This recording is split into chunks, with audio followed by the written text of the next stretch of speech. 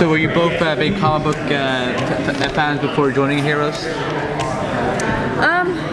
Well, I mean, I never really watched Heroes when it first came out, but for, when I was auditioning, I started to watch it, so I watched it on Netflix, all of it, and I'm a big fan of that. Now I am, so.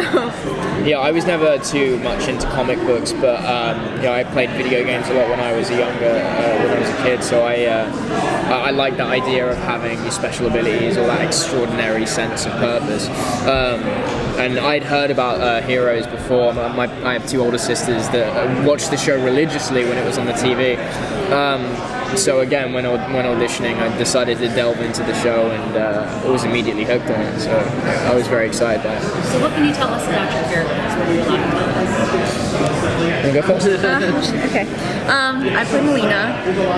Malina is this bold, ethereal, kind of mysterious teenage girl. I mean, she grew up a lot differently than most would. She was kind of told from the beginning that she was destined for greatness. So whereas most people with powers, they would kind of suppress it or try and hide it, she embraced it and was constantly training, so that way she could be the best she could be and be there when she was needed. Can you tell us what power you have? Yeah, she has the power to harness all of the elements. Wow, all of the elements? How fun is that to play? Oh, it's amazing. Actually, when I was younger, I used to go around the house pretending like I had these powers. And the cartoon Airbender? Yeah. I thought I was him. So being that I'm kind of him now as Molina, it's amazing because I'm like, yeah, I can finally do this. So it's fantastic. How about you, Robbie? Tommy lives a relatively unsettled life as a result of the fact that he has a power.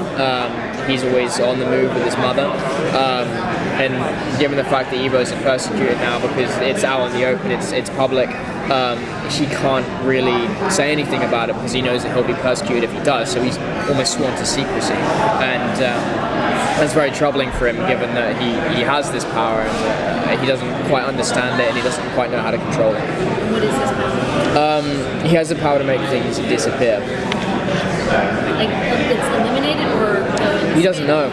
He has no idea whether it's eliminated or transferred from one place to another, and so that becomes a morality issue for him. Do we delve a little bit into how they find out? Like them, what they already are aware of? Well, for Molina, I mean, she kind of knew from the beginning that she had these powers. As I said before, she was destined for greatness, so she grew up with them. And I mean, she's kind of secluded from everything else, so it's safe for her, and she doesn't really understand that it's like not a good thing to have these things. So they were always there for her, very normal. Yeah, the show kind of picks up with Tommy aware of his power, but again, he doesn't quite know and understand it.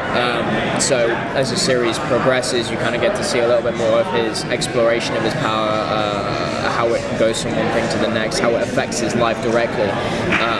So it's quite interesting. It's nice. It kind of goes back to the original Heroes theme where you pick up with someone in a modest kind of upbringing, modest sort of stance, and then having them discover their own abilities and seeing how that affects their lives. So where your two storylines kind of show us the effects of living with the superpower and persecution, in a world of persecution, and yours, it seems like your character grew up with. I'm very isolated from everything else. But in the environment that she grows up in, she's celebrated, right? So does she know that there's? No, I mean, I kind of grew up, I know that I spent the last 2 years in the Arctic, because that's where it's safe to use my powers, so it doesn't get out of control. And she doesn't really have any experience in the real world with actual people. There's one person with her, and they're kind of her protector. But other than that, she has no idea what's going on out there in the real world. So it's not like she's really celebrated, like, oh, you're a hero. It's just there for her. Do your characters interact, or are there storylines? We can't say anything specifically, but again, with the regular Heroes trend, everyone starts off in a different point, so it's almost like we're shooting 5 different series at once. But again, eventually characters converge, and their storylines converge, and you begin to see how they're all connected. So you'll definitely see some interactions between all of our different characters at some point.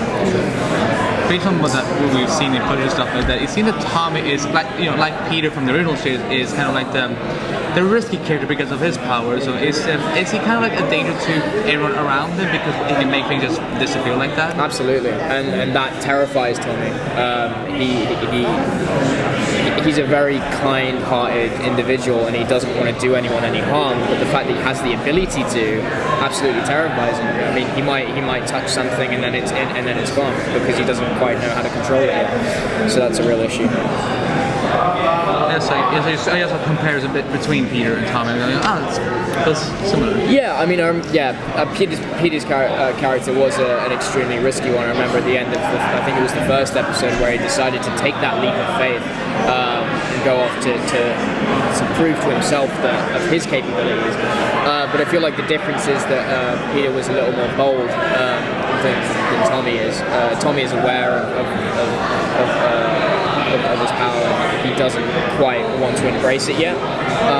But again, the similarity is that there's that discovery element to it. Is how far is it going to go, sort of thing. So he has trouble controlling his power. So are we going to see some things that disappear that shouldn't disappear? Maybe. He didn't intend to have disappear, like the family dog suddenly. Oh, that would be sad, wouldn't it? Yeah, Can you imagine? That's like wow. Yeah, Danika's laughing maniacally. Evil.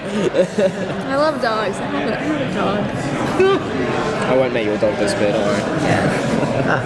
So is this your first Comic-Con? It is. Yeah. Have you been out on the floor at all? Not yet, really. You haven't? No, I mean, yesterday I took like 5 minutes maybe, and it wasn't really like fully. Saturday's not a good first day, I gotta say. That's the busiest day. Right. Like, it's solid people. Yeah. I mean, I didn't really get to explore it. I mean, I wish I had time, but I mean, this is great. Yeah. This is fantastic, so. Yeah, our schedule's been pretty crazy. We had some time on Friday. I walked the floor for a little bit on Friday. It's just amazing to see all of the independent booths creating art, creating all these comic books and all these masks and stuff. It's really, really cool to see. It's a lot of fun. It is fun. We've had a great weekend.